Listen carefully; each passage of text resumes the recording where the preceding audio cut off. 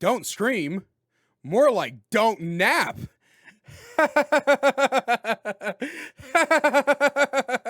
Please laugh, I'm begging you. So, early access games are something that I've never been completely interested in, mostly because I don't like playing unfinished products, because then my opinion of the future finished product is going to be colored by the fact that I played an unfinished product. However, this game was gifted to me by one of my community members and they wanted me to play it and then talk about it. So we played it on stream today and then now we're going to talk about it. um so Don't Scream is one of those beautiful so Don't Scream belongs to one of those beautiful genre of games that has its goal in the title. Don't scream. If you scream, you die. How this works is the game makes you calibrate your microphone so that it can pick it up. And whenever it picks up a sound that is too loud, like for instance, screaming, then your character falls over and dies. And right away, the problems start. The microphone calibration for this game is one of the most baffling things I've ever dealt with in my life. So, first off, I had trouble even getting it to register my microphone was plugged in. I have an Elgato Wavelink, and I use the Wavelink software to make the settings to where the game is supposed to register my microphone. And I changed the settings in the game to register my microphone, and it didn't work at first. Then, after changing it to something completely different, I restarted the entire game, and when it came back up, it defaulted back to this microphone, and it worked all of a sudden. Now, if you've been a watcher of my videos for a while now, you'll know that I talk fairly loud. This is mostly due to the fact that I have no sense of volume control, but also because I'm deaf in one ear, and so it's hard for me to hear my own volume. The microphone in this game is so sensitive that talking normally, as I normally talk, was considered screaming. And we spent probably a good 10 minutes fiddling with the slider, trying to get it to not register me as screaming. Eventually, I had to drop my voice and talk like this. And I'm not entirely mad at that because, that is good in the spirit of the game. I have to actively lower my voice. But it did lead to a few problems down the road. I only died twice when trying to play this game. The first time I died was when one of my chat members made a joke and I lightly chuckled. Ohio Simulator.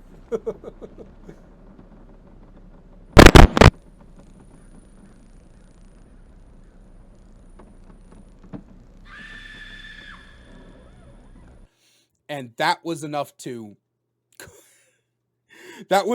kill me. Another time I was talking and I guess my voice went a little bit too high and it killed me out of nowhere. So if you're going to play this game, I don't recommend playing it as a streamer or even as a video content creator because you cannot be engaging at all. And the reason for that is because this game is boring. Would you like to play Don't Scream right now without paying a dime? It's very easy. What you're going to do is follow the following steps. Open up another tab in YouTube and Google creepy sounds for 20 minutes.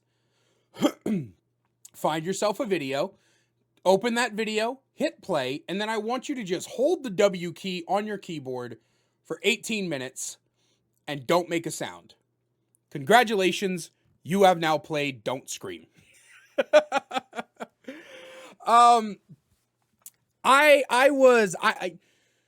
You know how video game journalists sometimes when they're playing a game that's like really bad, they'll like come up with snarky titles like, Don't Play, Don't Scream, which is probably going to be the title of this video. One of my personal favorites I came up with was Don't Scream, more like Don't Nap. The game is incredibly boring. It is a walking simulator to its very bones. One of the big problems is that you don't actively have a goal when playing Don't Scream. The goal is to just not make loud noises for 18 minutes as you walk around a creepy forest. Now, the atmosphere is great, I guess, but there's nothing more to the game. There are jump scares in an attempt to make you scream, but they're not really jump scares. They're more like jump startles. The game never scares you. It just startles you. And that's not enough to make me scream. I get startled by my cats every day. I'm not going to strap a GoPro to my chest for a month and then make an indie horror game out of it. You know what I mean? And it also comes across as just kind of desperate. Like, everything about the game is desperately trying to get you to scream, which is, I understand, because the point is to try to get you to scream so you lose. But again, nothing about it ever makes me scream. There's nothing that can completely... Part of the problem is you can't get immersed in the game, right? And I don't really know why that is. Like I said, the game is very atmospheric. It's very interesting, but I think... I will say, I think part of it is the very piss poor optimization. I was running the game on the lowest graphical settings, and I could not get above 10 FPS. Like, I'm serious. Like, I have my Steam FPS counter in the top right. It never went above 10. One of my community members ended up looking into it for me while I was playing the game, and it turns out that bad optimization is a very common complaint across the board. It's one of the biggest issues with the game. It's very difficult, and so it breaks the immersion really bad when the game is just kind of skipping all over the place, and you go to turn your camera, instead of actually turning, your character like slowly swings. And that's another thing. Your camera doesn't move like a person would move. You know, when you look left and right, you look left and you look right. Your camera moves like it's on a fucking string, right? Like, if I tied my webcam to, like, look, my webcam, here, I'll show you here. And then, like, if I wanted to turn it, like you see how it's got like that sickening swing? It's because I'm holding it.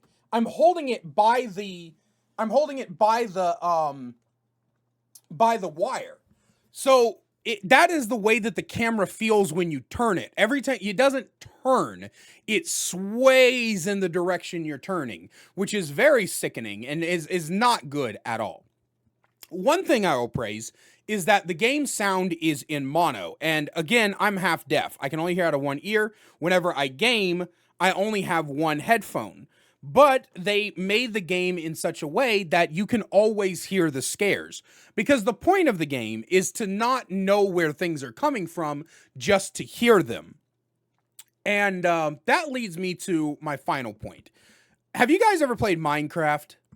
Whenever you go into Minecraft, especially if you're a new player, the game plops you in without an objective, without a goal, without anything. It just puts you in the world and says, good luck. And that's because the goal of Minecraft is to find your own entertainment. But you'll quickly find out that the way you find your own entertainment is by breaking blocks and putting them back together and things like that. Don't Scream's only goal is to walk for 18 minutes and don't scream. The problem with this is that that's not a very interesting goal, and the game doesn't even tell you that. There's a timer in the bottom left-hand corner, and then there's the title, and that's supposed to correlate to tell you what's going on. But the problem with that is that there's nothing to do during those 18 minutes except wait for scares to happen. If there was like some puzzles or some audio logs or anything to like give me a clear objective of what I'm supposed to be looking for. But as it turns out, what you're supposed to be looking for is the scares. And that's not good game design. Like, that's not a goal. My goal should not be to just walk around aimlessly waiting for something to happen. That's uninteractive, that's unfun, and even if a lot of the issues I've been talking about were fixed, this would be the biggest thing holding the game back. The fact that there is no clear goal in mind is one of the harshest things you can do to a gamer. I don't have anything to do but survive the 18 minutes, and I'm sorry, that's not good enough.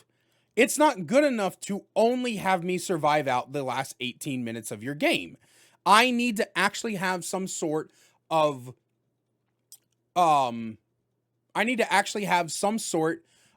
goal in mind, right? I don't want to just walk around for 18 minutes. I want to walk around doing stuff. Now, I will give credit where credit is due. At the very end of the game, after it's all said and done, the developers show you a little stat screen, how many scares you survived. and then they list a bunch of things that they know are issues that they're looking to fix before the live release. So, in my opinion, you can go ahead and try to fix these problems, and I hope you do.